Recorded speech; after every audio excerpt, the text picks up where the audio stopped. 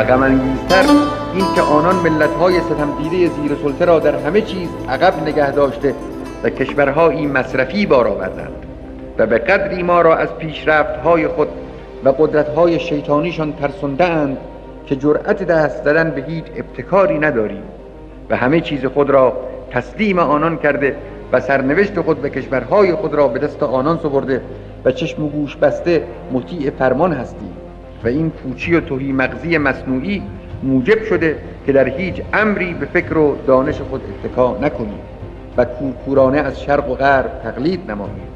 من وصیت دلسوزانه و خادمانه می کنم به ملت عزیز: باید هوشیار و بیدار و مراقب باشید که سیاستبازان پیوسته به غرب و شرق با وسوسه های شیطانی شما را به سوی این چپاولگران بین المللی نکشند و با اراده مصمم و فعالیت و پشتکار خود به رفع وابستگی ها قیام کنید.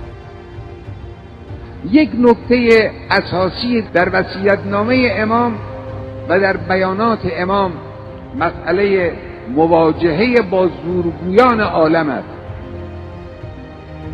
قدرت‌های سلطه‌گر و زورگوی جهانی البته در طول تاریخ همیشه بودند، اما با پیشرفت علم و صنعت، با امکانات ارتباطاتی مدرن، این سلطه‌گری برای آنها آسانتر شده است.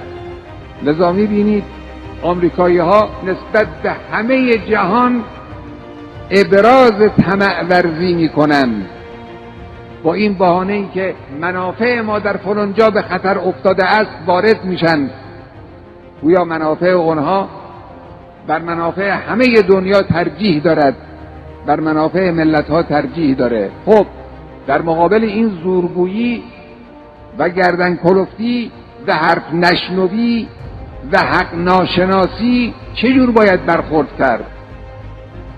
دو جور برخورد وجود دارد. یک برخورد تسلیم است، یک برخورد مقاومت است. تسلیم در مقابل زورگویان جهان زورگو را به زورگویی تشویق می کند. تسلیم ملت‌ها، تسلیم سیاسیون عالم، تسلیم روشنفکران جوامع مختلف در مقابل زورگویی‌های استکبار جهانی مشوق آنها در پیشرفت است، مشوق آنها در زورگویی بیشتر است. برای ملت‌ها یک راه حقیقی بیشتر باقی نمی‌ماند و آن مقاومت است. اگر یک ملتی می‌خواهد شر زورگویان را و امروز شر آمریکا را از سر خود کم کند، باید در مقابل زورگویی آمریکا با قدرت و صلابت تمام بایستد.